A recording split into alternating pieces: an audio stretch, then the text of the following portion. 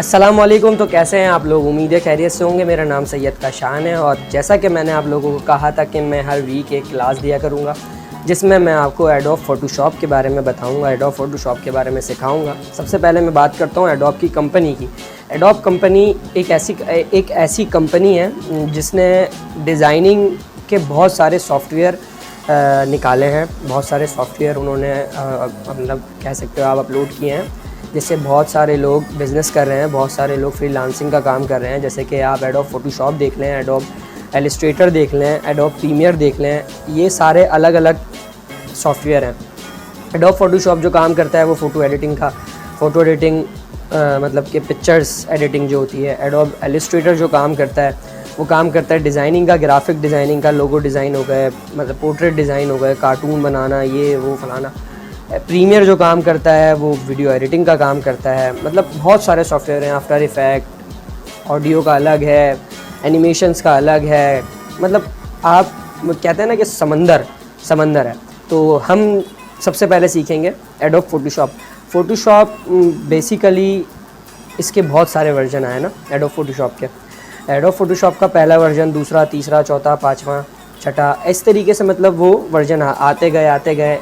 मैं जो यूज़ करता हूँ वो करता हूँ 7.0। जबकि 7.0 आप 7.0 के नाम से ही समझ गए होंगे कि वो 7वां वर्जन है एडोब का। लेकिन अब जो वर्जन चल रहा है वो चल रहा है एडोब CC। 2019 भी है, 17 भी है। 2015 के अंदर CC का वर्जन आया था। CS भी आया, CS5 भी आया, 5 तक आया, फिर उसके बाद CC आ गया। तो मैं जो अपने लिए यूज़ करता हूँ वो करता हूँ 7.0, क्योंकि बेसिकली वो बहुत ज़्यादा आसान भी है और बहुत ज़्यादा फास्ट भी। मुझे ज़्यादातर फास्ट लगता है क्योंकि मेरे काम के अंदर ज़्यादातर स्पीड चाहिए होती है, क्योंकि वेडिंग का काम है, फ़ोटो एडिटिंग का काम है। एकदम बस पिक्चर्स वगैरह खींची और आए एडिट करने के लिए बैठ गए, और वो मुझे वो कहते हैं ना कि बस सीखा वही है। आते तो अल्हम्दुलिल्लाह सारे ही हैं, लेकिन मैं जो सबसे ज़्यादा यूज़ करता हूँ तो 7.0 करता हूँ। और मैं सबको ज़्यादातर यही बोलता हूँ कि 7.0 चलाओ, क्योंकि वो ज़्यादा आसान भी होता है। फ़ीचर्स भी वही होते हैं, कोई अलग मतलब चेंजिंग नहीं होती। बल्कि ऐसा होता है कि 7.0 के अंदर जो फ़ीचर नहीं है वो आपको CC के अंदर भी नहीं मिलेगा जो 7.0 में है। खैर बहरहाल मैं आपको बताता चलूँ कि फ़ोटोशॉप जो है वो जो काम करता है वो काम करता है फ़ोटो एडिटिंग का। इसके अंदर आप इलस्ट्रेटर वाला काम भी फ़ोटोशॉप के अंदर कर सकते हैं, लेकिन इसमें पिक्सेल्स का फ़र्क आता है। पिक्सेल्स का फ़र्क ऐसे आता है कि जाहिर सी बात है, अब हम दोनों चीज़ों को कंपेयर नहीं कर सकते। एडोब इलस्ट्रेटर अपनी जगह पर है और एडोब फ़ोटोशॉप अपनी जगह पर है। अब जो एक चीज़ वहाँ पर काम हो रही है वो चीज़ हम एडोब फ़ोटोशॉप के ऊपर आके करें तो जाहिर सी बात है यार, वो काम नहीं हो पाएगा। जो काम जिसका है वो काम उसी के ऊपर लोग कर रहे होते हैं, लेकिन मैं अपने सारे काम अल्हम्दुलिल्लाह फ़ोटोशॉप के ऊपर कर लेता हूँ।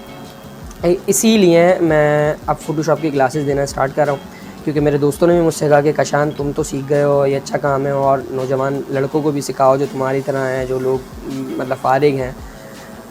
बहरहाल स्टार्ट करते हैं फ़ोटोशॉप की क्लास।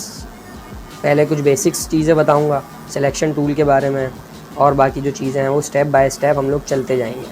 मैंने कब से काम स्टार्ट किया? 4 साल से मैं फ़ोटोग्राफ़ी कर रहा हूँ। 4 साल से मैं फ़ोटोग्राफ़ी, वेडिंग और फैशन दोनों कर रहा हूँ। लेकिन फ़ोटोशॉप जो है मैं एक टाइम पहले से कर रहा हूँ। मतलब वेडिंग फ़ोटोग्राफ़ी में, या फ़ोटोग्राफ़ी या आप कह लें कि मैंने बाद में सीखी है। एडिटिंग मुझे पहले से ही आती थी। वो बच्चों वाली एडिटिंग होती है ना, जो कि किसी का चेहरा काट के अपना चेहरा लगा दिया, और मतलब समझ रहे हैं मैं क्या कहना चाह रहा हूँ। बहरहाल ये सारी बातें हम करते रहेंगे, ज़्यादा लंबा नहीं करूँगा। अब हम लोग फ़ोटोशॉप की तरफ चलते हैं और मैं आपको बताता हूँ कि फ़ोटोशॉप किस तरीके से यूज़ होता है। तो चलिए फ़ोटोशॉप की तरफ।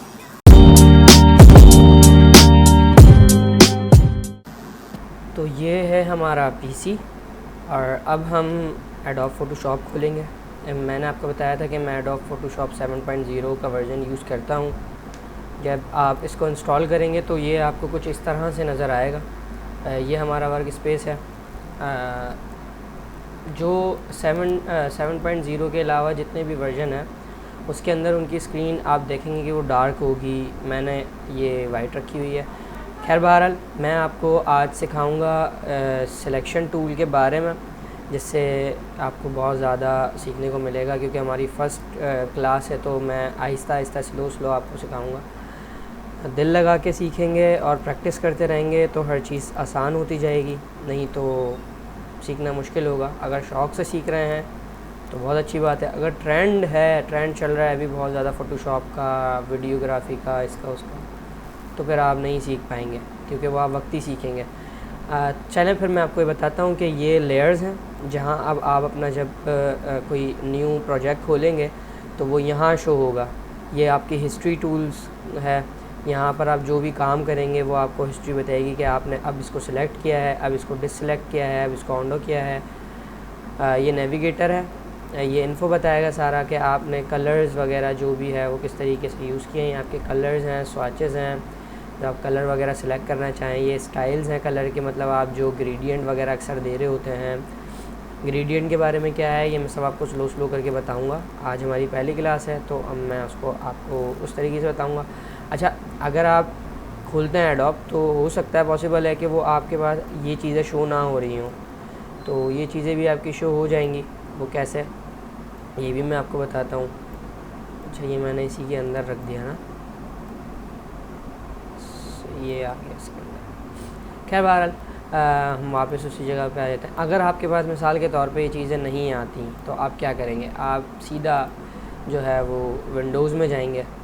आप देखेंगे कि ये आपकी सारी चीज़ें लिखी हुई है, वर्क स्पेस वगैरह, ठीक है ना। फ़ाइल ब्राउज़र, स्वाचेस के ऊपर क्लिक करेंगे तो देखें ये स्वाचेस यहाँ पर मैंने इसके अंदर किया हुआ, तो स्वाचेस आ गए। पाथ्स के अंदर आएंगे तो देखें ये पाथ्स, इसी के अंदर ऑप्शन था लेयर्स वाले में, पाथ्स, चैनल्स, लेयर्स, ये आ गए। आपकी हिस्ट्री, एक्शन, ये देखें ये एक्शन हिस्ट्री के अंदर ही है। ये टूल प्रीसेट्स है, ये मैं सब आपको बताऊंगा। अभी मैं सिर्फ आपको ये बता रहा हूँ कि ये आपका स्टेटस बार, ये आ गया वापस। ये स्टेटस बार जो था वाइट कलर की जो लाइन देख रहे हैं। खैर बहरहाल अब मैं आपको दिखाता हूँ कि न्यू प्रोजेक्ट देखें। न्यू प्रोजेक्ट आप फाइल में सीधा जाएं, न्यू प्रोजेक्ट, कंट्रोल एन भी कर सकते हैं ना। आप देखें कंट्रोल एन, यहाँ पर शॉर्ट कीज़ भी लिखी हुई हैं हर चीज़ की ना।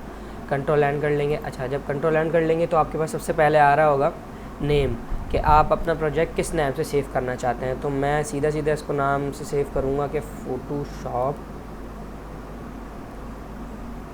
क्लास 1, ठीक हो गया। अच्छा, अब आ जाते हैं इमेज साइज़ के ऊपर। ये इमेज साइज़ किस तरीके से होंगे ये मैं आपको बताता हूँ अभी नीचे चल के।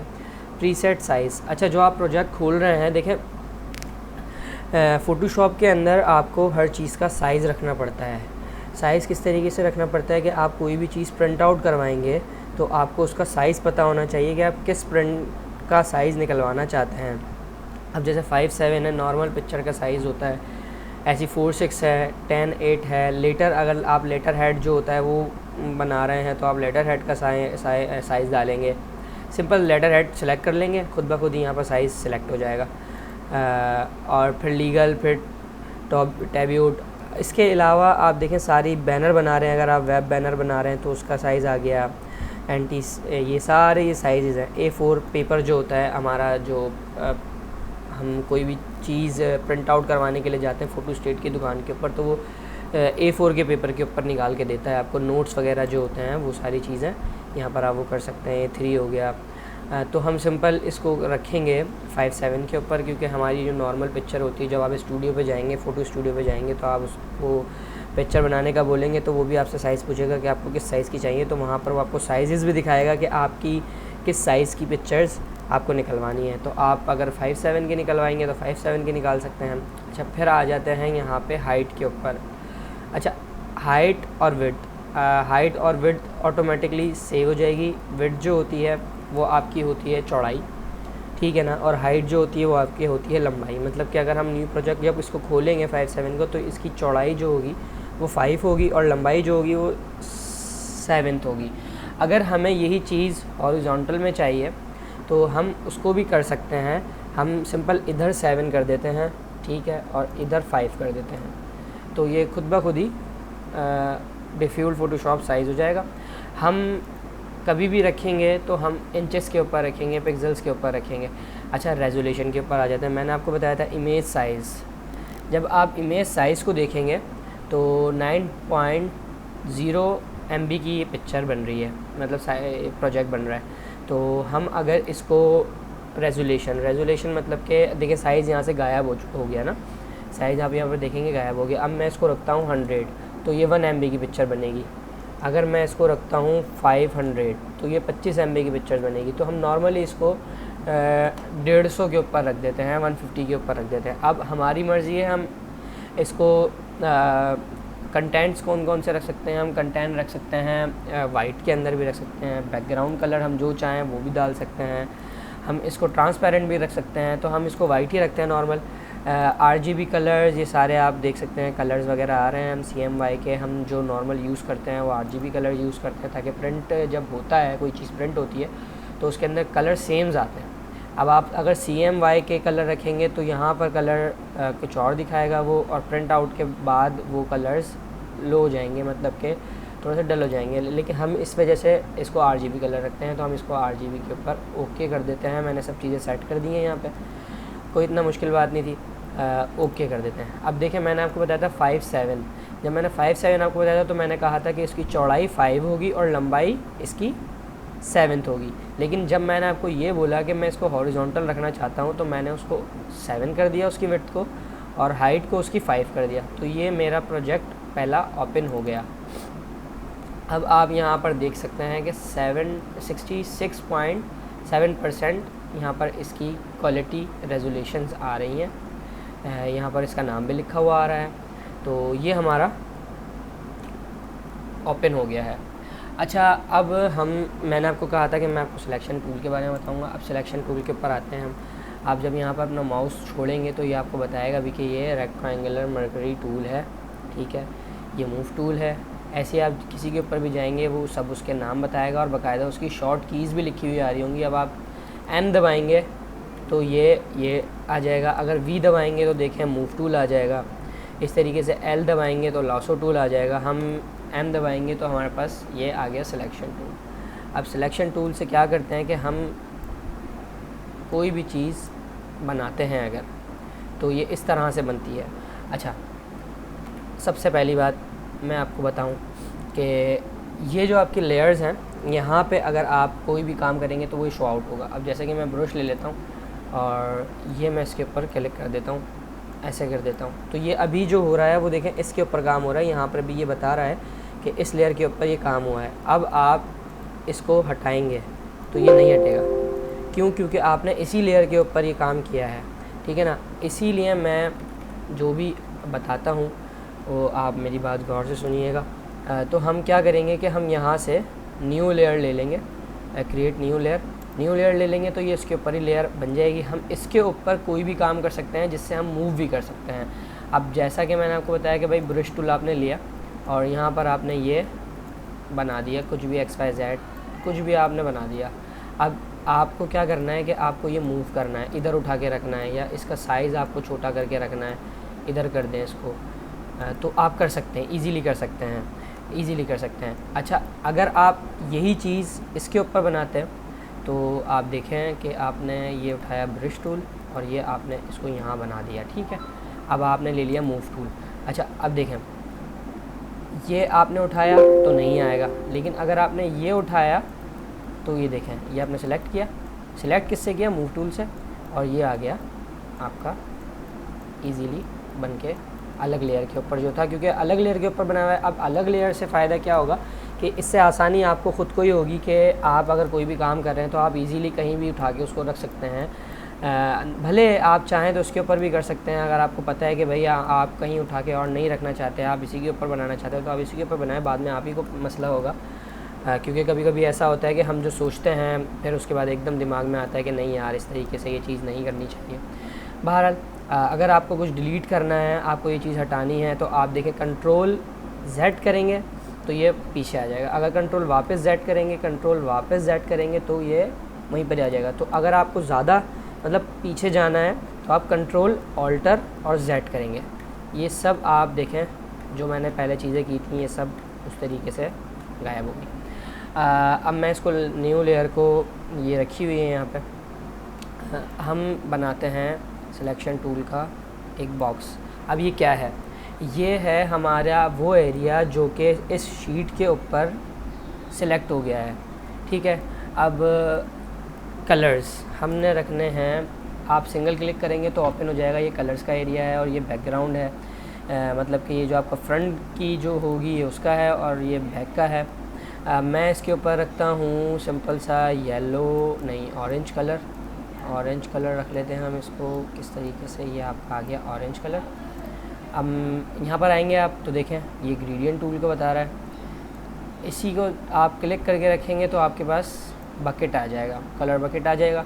अब इसको सिंपल आपने कलर सेलेक्ट किया हुआ है, आपने इसके ऊपर क्लिक कर दिया, ठीक हो गया। अब आप देखें कि ये आपके जिस एरिया के आपने सेलेक्ट किया था अपने सिलेक्शन टूल से, ये सिर्फ़ और सिर्फ उसी के अंदर कलर इसने किया है। अगर आप इसको कंट्रोल Z करते हैं और आप ये बकेट जो है ये बाहर डालते हैं तो देखें नहीं होगा, क्योंकि आपने ये सिलेक्ट किया हुआ है, यही एरिया सिलेक्ट है, इसी के अंदर अभी आप काम कर सकते हैं, इसके अलावा आप बाहर काम नहीं कर सकते। तो ये आपने इसके अंदर कलर किया। अच्छा, कलर करने के बाद आपने सिंपल इसको कंट्रोल D कर दिया, मतलब कि कंट्रोल D करने के बाद ये डिलीट हो गया। अब जो आपने कलर आपने जिस किया था वो कलर आप कहीं पे भी उठा के मूव कर सकते हैं। मूव करने के लिए आपको मूव टूल यूज़ करना पड़ेगा, और मूव टूल है आपका, मूव टूल की शॉर्ट की जो है वो है V। तो आप सिंपल अगर आप अपने कीबोर्ड आप ज़्यादा यूज़ करते हैं तो आप V दबा लें तो आपको एकदम मूव टूल सेलेक्ट हो जाएगा। तो अगर आप यही चीज़ अपने इस बैकग्राउंड के ऊपर करते हैं सिंपल, अब देखिए मैंने ये क्या किया है कि मैंने इसकी आई, ये लेयर्स के ऊपर एक आई बनी हुई आ रही है, अगर मैं इसको हटा दूंगा ये यहाँ से सिर्फ ये यहाँ से गायब हुआ है, ये पूरी मतलब डिलीट नहीं हुआ, ये यहाँ से गायब हुआ। आप जब चाहें इसको वापस लेकर आ सकते हैं और जब चाहें इसको हाइड कर सकते हैं। मैंने अभी सिर्फ इसको हाइड किया है ताकि मैं अपना काम इस वाली लेयर के ऊपर कर सकूँ। अच्छा, अगर आप ये लेयर जैसे अब यहाँ पर रखी हुई है और मैंने इसको हटा दिया, और अगर मैं अब दूसरा काम कोई करता हूँ, जैसे मैंने ब्रश टूल ले लिया, अब देखें ये एक मना कर रहा है कि भाई यहाँ पर आप काम नहीं कर सकते, ठीक है ना। अगर आप इसको इसके बैकग्राउंड को यहाँ पर आके सेलेक्ट कर लेते हैं, या अगर सिंपल यहाँ से सेलेक्ट नहीं कर सकते तो आप अपना राइट क्लिक दबाएंगे, इसको हटाता हूँ मैं भी, ये हटा दिया। अब ये जो है आप अपना सिंपल राइट क्लिक दबाएंगे तो देखिए नहीं हो रहा, तो आप क्या करेंगे कि यहाँ से इसको सेलेक्ट कर लेंगे। अच्छा, सेलेक्ट करने के बाद आप यहाँ पर सिंपल वही सिलेक्शन टूल लेके बना सकते हैं। बनाने के बाद वही कलर आप कर सकते हैं। मैं इसको थोड़ा डार्क कर लेता हूँ, ये बकेट उठा लिया मैंने और ये कलर कर दिया। अब क्या हुआ है, ये मैंने इसको कंट्रोल डिलीट कर दिया। अच्छा, कंट्रोल डिलीट कर दिया तो देखें अब मैं इसको यहाँ से नहीं उठा सकता, क्योंकि मैंने बैकग्राउंड के ऊपर इसको किया है, क्योंकि वो बैकग्राउंड जो हमारा प्रोजेक्ट है वो सेव है, बिल्कुल फिक्स हुआ है, इधर लॉक हुआ है, आप इसको अनलॉक भी नहीं कर सकते। तो ये फ़ोटोशॉप कि आप समझ लें कि एक रूल्स कह लें या प्राइवेसी कह लें या कुछ भी XYZ आप कह सकते हैं। अगर आप इसको वापस अनहाइड करते हैं तो आपका जो प्रोजेक्ट था, जो आपने न्यू लेयर के ऊपर बनाया था, देखें वो यहाँ पर आ गया और शो हो गया, और आप इसको मूव कर सकते हैं। तो सिलेक्शन टूल के अंदर भी बहुत सारी चीज़ें हैं कि यहाँ पर आप आएँ अगर तो देखें, ये अगर मैं बनाता हूँ सिलेक्शन टूल, अब मैंने ये बना दिया और मैं चाहता हूँ मैं दूसरा भी बनाऊँ, लेकिन वो पहले वाला गायब हो जाएगा, दूसरा बन जाएगा। फिर मैं बनाऊँ, नहीं यार ये भी गायब हो गया, ये भी बन गया। तो मैं चाहता हूँ कि यार एक वक्त के अंदर मैं 3 बनाऊँ। मैंने यहाँ पर ये देखें, अब मैंने क्या किया, इसको मैंने पहले सेलेक्ट किया था न्यू सिलेक्शन को, फिर मैंने सेलेक्ट किया ऐड टू सिलेक्शन से क्या होगा कि आप अपनी जितनी चाहें सिलेक्शन बना सकते हैं, सिलेक्ट कर सकते हैं हर चीज़ को। ये देखें, आप अगर चाहते हैं कि मैं इसके अंदर मर्ज करके हर चीज़ करूं तो ये देखें आप मर्ज करके भी हर चीज़ कर सकते हैं। ये सारी चीज़ें आपकी सेलेक्ट हो गई, एक साथ इन्होंने अपने आप को मर्ज कर लिया। फिर आ जाते हैं इधर, इसकी बिल्कुल बराबर के अंदर पूरी प्रॉपर्टीज़ दी हुई हैं। आप किसी भी उसमें जाएंगे तो आपको पता लग जाएगा कि भाई क्या क्या चीज़ है। ये देखें लासो टूल के अंदर आए तो लासो टूल का भी है, इस तरीके से ऑप्शन आ गए। ऐसे ही हर कीज़ के अपनी अपनी प्रॉपर्टीज़ हैं। तो जब आप यहाँ पर आएंगे तो आप इधर से क्या काम कर सकते हैं, ये देखें, जब आपने इसको सेलेक्ट किया तो सिर्फ़ और सिर्फ वही हिस्सा कट होगा जहाँ पर आपने सेलेक्ट किया था। मैं करना चाहता हूँ सिर्फ इतना हिस्सा कट। ये देखें, ये ऐसे कैसे एज इट इज़ कट हो गया। मैं चाहता हूँ कि मैं ये वाला पोर्शन कट कर दूँ, क्योंकि ये मेरे लिए बेकार था। मैं चाहता हूँ कि मैं ये वाला पोर्शन भी कट कर दूँ। ये देखें, अब आप जो चाहें इसके अंदर कलर कर सकते हैं। ये कलर आप इजीली कर सकते हैं। जैसा मैंने बताया था, कंट्रोल Z से ऑन्डो होता है। अब अंडो आप कर रहे हैं तो मैंने आपको बताया था अगर ज़्यादा आपको पीछे जाना है तो आप कंट्रोल अल्टर जेड दबाएंगे। ये भूलिएगा मत, ये जितनी भी मैंने आपको बताई हैं ये सारी काम की कीज़ हैं। बहरहाल तो मैं क्या करता हूँ कि मैं इसको कर देता हूँ डिलीट। ठीक है, अब मैं अपना ये जो प्रोजेक्ट है अगर मैं इसको हाइड करना चाहूँ तो नहीं होगा। जैसे मैंने आपको बताया था कि ये इसने लॉक किया हुआ है और लॉक हम हटा नहीं सकते इसके ऊपर से। तो हम क्या करेंगे कि हम सिंपल वापस जगह पे आएंगे और पैन बकेट करके हम इसको डिलीट करेंगे। डिलीट करने के बाद हम इसको हाइड कर देंगे। अच्छा, अब क्या करते हैं हम इसमें अगर आएंगे तो हमारे पास, अगर आप लॉन्ग प्रेस करके रखेंगे तो हमारे पास बहुत सारे यहाँ पे अलग अलग तरीके की शेप्स आ रही हैं सिलेक्शन टूल की। यहाँ पर अगर आप आएँ तो आप देखें, इसको आप ओवल भी बना सकते हैं, इसको आप, मैंने आपको जैसा बताया था कि मैं बहुत सारे काम इसके ऊपर कर सकता हूँ, लोगो डिज़ाइन कर सकता हूँ। अभी मैंने सेलेक्ट किया हुआ था, अब मैं न्यू सिलेक्शन के ऊपर आता हूँ, मैंने ये ओवल बना लिया। अब मैं इसके अंदर ओवल बनाना चाहता हूँ तो आप समझ सकते हैं कि मैं इसके अंदर ओवल नहीं बना सकता क्योंकि वो मैंने न्यू सिलेक्शन किया हुआ है। अगर मैं चाहता हूँ कि मैं ये बनाऊँ, ये सिलेक्ट करके ऐड टू सिलेक्शन करके, तो मैं अपने हर तरीके के कितने भी चाहूँ मैं बना सकता हूँ। ये मेरा इसके ऊपर आ गया था, इस वजह से मर्ज हो गया। अच्छा, इसकी शॉर्ट की क्या है ऐड टू सिलेक्शन की, देखें न्यू सिलेक्शन पे है, आपने ये बनाया। अब आप चाहते हैं कि भाई मैं यहाँ पर जा रहा हूँ, इतना लंबा हो रहा है, नहीं, कोई मसले की बात नहीं है। आप सिंपल शिफ्ट दबाएंगे और शिफ्ट दबा के आप कुछ भी बना लेंगे तो ये ऑटोमेटिकली यहाँ पर देखिएगा कि ये खुद ब खुद ही सिलेक्ट हो जाएगा। ये देखें, ये सिलेक्ट हो गया। ये आप बनाते रहें जितना चाहें। आप इसके अंदर मर्ज करना चाहें तो मर्ज कर सकते हैं। आप इसके अंदर अगर आप इसको मर्ज करते रहें अगर आप चाहते हैं तो खैर बहरहाल ये एक टूल है, ये भी आप मतलब बना सकते हैं। अच्छा, आप सिंपल, आपको अगर सर्कल बनाना है तो देखें, आप अगर वैसे बनाएंगे तो कभी भी नहीं बनेगा। आपको सिंपल जो भी चीज़ आपको शेप के साथ बनानी है तो वो कैसे बनाएंगे, बिल्कुल फिक्स जो बनानी है वो आप शिफ्ट दबा के फिर अपना लेफ़्ट क्लिक दबाएंगे और इसको कर देंगे इस तरह। तो ये आप देख सकते हैं ये आ गया। अच्छा, अगर आपको इसको ऊपर नीचे करना है तो आप सिंपल कर सकते हैं। अभी ये आप देखें कि आपने इसको बैकग्राउंड के ऊपर किया हुआ है, ये सिर्फ और सिर्फ इसके अंदर अभी कुछ नहीं हुआ हुआ तो इसीलिए ये मूव हो रहा है। अगर आप इसको इसके अंदर कलर कर देंगे और फिर इसको मूव करना चाहेंगे फिर भी हो जाएगा, लेकिन जब आप इसको डिलीट कर देंगे फिर नहीं होगा क्योंकि अब जब तक वो सिलेक्ट हुआ हुआ था इस वजह से ये मूव हो रहा था। जब आप इसको अनसेलेक्ट कर देंगे, डिलीट कर देंगे तो ये फिर मूव नहीं हो पाएगा क्योंकि ये आपने बैकग्राउंड लेयर के ऊपर बनाया हुआ था। अगर आप अलग लेयर, मैंने इस वजह से आपको कहा कि आप अपनी हर लेयर अलग अलग यूज़ करें ताकि आपको आसानी हो और इजीली आप हर चीज़ हर जगह के ऊपर मूव कर सकते हैं। तो मैं क्या बता रहा था आपको, मैं बता रहा था कि हम किस तरह से अलग अलग शेप्स की चीज़ें यूज़ कर सकते हैं। ये आ गया सिंगल एक्लिप्स। ये देखें, अब ये मैंने यहाँ पे सिंपल इधर एक लेयर रख दी, इधर एक, ये देखें मैंने आपको बताया था कि जैसा ये आ गया। अब मैंने दूसरी लेयर भी रखनी है यहाँ पे तो मैं सिंपल रख सकता हूँ। ठीक है, अब मैं चाहता हूँ कि मैं इसके अंदर कलर कर दूँ तो देखिए मैं नहीं कर पा रहा। क्यों नहीं कर पा रहा? क्योंकि मैंने इसको इधर, सॉरी शायद मैंने गलत कर दिया। गलतियाँ होती रहती हैं, ज़ाहिर है। ये हम आ गए वापस पीछे। तो ये सिंगल एक्लिप्स है, यहाँ पर हम इसके लिए ये यूज़ हो गया इस तरह से, सही है। अच्छा, ये आप देखें अगर आप इसको जूम करेंगे तो ये कुछ लाइन इस तरह की से होगी। ये बहुत सारी, मैंने इसके ऊपर क्लिक कर दिया, इस वजह से ये बहुत सारे शो आउट करवा रहा है। तो आप अगर इसको डिलीट कर सकते हैं तो आप इसको डिलीट भी कर सकते हैं। ये देखें अब ये मेरी सिंगल आ गई। जैसा मैंने आपको बताया था हिस्ट्री के अंदर आपको हर चीज़ बताएगा कि आपने क्या क्या चीज़ें यूज़ की हैं और कितनी दफ़ा यूज़ की हैं। अब ये आ गई। अब मैं अपना बकेट उठाता हूँ और मैं सिंपल क्या करता हूँ कि मैं इसके ऊपर आता हूँ और मैं इसके ऊपर कर देता हूँ कलर। अच्छा, अब ये देखें, ये मैंने इसके ऊपर कर दिया कलर और मैं डिलीट कर देता हूँ। देखें मेरी लाइन के ऊपर आ गया कलर। अगर मैं इसके बाहर कलर करता तो कभी भी नहीं होता क्योंकि मैंने सेलेक्ट ही सिर्फ और सिर्फ इतना पोर्शन किया था जिसके अंदर मैं कलर करना चाहता हूँ। ये आप देखें, मैं जूम करता हूँ बिल्कुल, तो ये देखें सिर्फ और सिर्फ मैंने ये लाइन सेलेक्ट की थी बाहर। तो हम पीछे आ जाते हैं और कंट्रोल डी कर देते हैं और कंट्रोल इसको डिलीट कर देते हैं।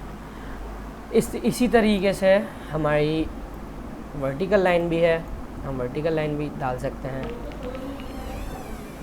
तो हम मतलब सिलेक्शन टूल के अंदर अलग अलग शेप्स हैं, तो आप वो यूज़ कर सकते हैं और इजीली आप कुछ भी बना सकते हैं, ड्रॉ कर सकते हैं इजीली। अच्छा, अब मैं आपको एक चीज़ दिखाता हूँ। इसके बराबर में ही जब आप ये सारी चीज़ें सीख लेंगे तो आप इसके बराबर में देखेंगे फ़ीदर क्या है। फ़ीदर अब मैं आपको दिखाता हूँ। फ़ीदर से आपने जैसे मिसाल के तौर पे एक रेक्टेंगल बनाया। रेक्टेंगल बनाने के बाद आपने उस पर किया कलर। जब आपने ये मैंने बैकग्राउंड के ऊपर ही बना दिया। हम आते हैं इस पर और इसको मैं इसको डिलीट कर देता हूँ। कंट्रोल ये आ गई आपकी न्यू लेयर। अब मैं इसके ऊपर बना देता हूँ रेक्टेंगल बना दिया और मैंने सिंपल अपना बकेट उठाया और सिलेक्शन टूल के अंदर मैंने कलर कर दिया। अच्छा, कलर करने से पहले आपको क्या करना पड़ेगा कि आपको अपना राइट क्लिक करना पड़ेगा, जिसके अंदर आपको दिखें बहुत सारी आपको हर चीज़ आपके पास आ रही होगी ना, कि आप किस तरह से इसको कर सकते हैं। तो आप इधर नॉर्मल में जाएंगे तो आप इजीली नॉर्मल ही रखें, ज़्यादातर मैं इसको नॉर्मल ही रखता हूँ।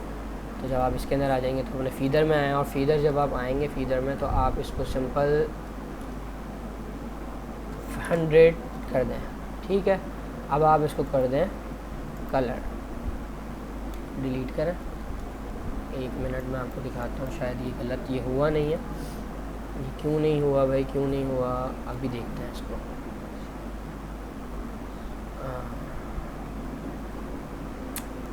सही है, मैं वापस बनाता हूँ। मैंने इसको अभी 100 के ऊपर रखा हुआ है और मैंने इसको सेलेक्ट कर लिया। अच्छा, ये देखें मैंने इसको बनाया था तो देखिए ये मैंने रेड ट्रायंगल लिया हुआ है, लेकिन ये देखें ये राउंड हो चुका है। तो राउंड नहीं हुआ ये, इसके अंदर अगर आप कलर करेंगे तो ये कुछ इस तरह आ जाएगा। इस तरह इसलिए आ जाएगा, ये पिक्सल नहीं फटे इसके, ना ऐसा कुछ हुआ है कि पिक्सल चलेगा, नहीं।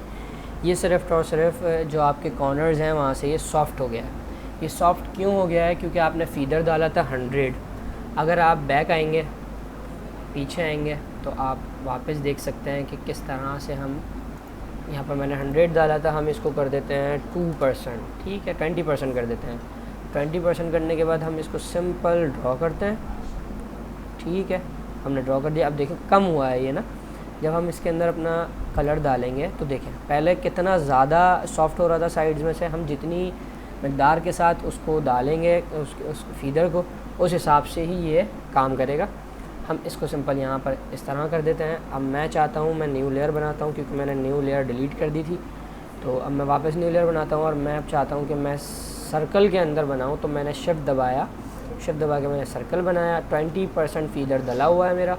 तो मैं कलर सेलेक्ट करता हूँ, मैं इधर आ जाता हूँ डार्क कलर के ऊपर सॉरी लाइट कलर के ऊपर, और ये मैंने कर दिया इसके अंदर कलर। अब आप देखें कि मैंने न्यू लेयर के ऊपर बनाया था, इस वजह से मैं इसको सेलेक्ट कर सकता हूँ और मैं इसके ऊपर भी रख सकता हूँ इसको। ये देखें, अब ये जो आप लाइन देख रहे हैं ये जो आप लाइन देख रहे हैं ये क्यों आई है? क्योंकि मैंने ये सर्कल इधर रखा हुआ था। इधर रखा हुआ था तो ज़ाहिर ही बात है इधर कोई और स्पेस था नहीं, तो इस वजह से ये लाइन आ गई। अगर आप इसको सेंटर में रख के बनाएंगे तो ऐसा कुछ नहीं होगा। तो आप इसको यहाँ पर भी रखते हैं तो इतना पता नहीं लगेगा। ये देखें सिंपल। अब आपको ये थोड़ा थोड़ा ब्लर लग रहा होगा। ये ब्लर क्यों लग रहा है? क्योंकि आपने फीदर डाला है इसमें और इसी वजह से सिर्फ़ और सिर्फ ये ब्लर हो रहा है। तो सिंपल आप ये चीज़ बना सकते हैं। अच्छा, अब मैं आपको दिखाता हूँ कि भाई आप इससे क्या क्या चीज़ आप ये कहाँ कहाँ कैसे कैसे यूज़ कर सकते हैं। तो मैंने आपको इतना बताया, इंशाल्लाह आपने सीखा होगा। तो अब हम आ जाते हैं मेरी कोई सी भी पिक्चर पर। हम फाइल में गए तो ओपन किया फ़ाइल को ओपन किया तो हम आ जाते हैं सिंपल, ये पिंकी फ्रांसिस की पिक्चर है। पिंकी फ्रांसिस की पिक्चर हमने ली और इसको ओपन कर लिया। अच्छा देखें, हम इसको ओपन करेंगे तो ये देखें ये इसके ऊपर पिक्चर नहीं है, ये अलग से खुली है। तो ये हमारे लिए ज़्यादा बेनिफिट है। अगर इसके ऊपर आती तो हम उसके ऊपर इतना काम नहीं कर सकते थे। अगर हम चाहते हैं कि हम सिंपल इसके ऊपर लेकर आएँ तो हम क्या करेंगे कि हम इसके ऊपर क्लिक करेंगे, लेफ़्ट करके रखेंगे और सिंपल इधर हम इसको ड्रैग कर देंगे लेकर आके।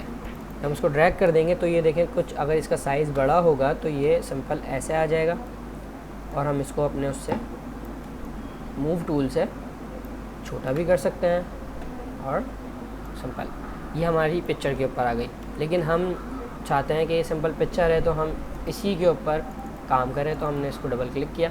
डबल क्लिक करके हमने इसको फ़िक्स कर लिया।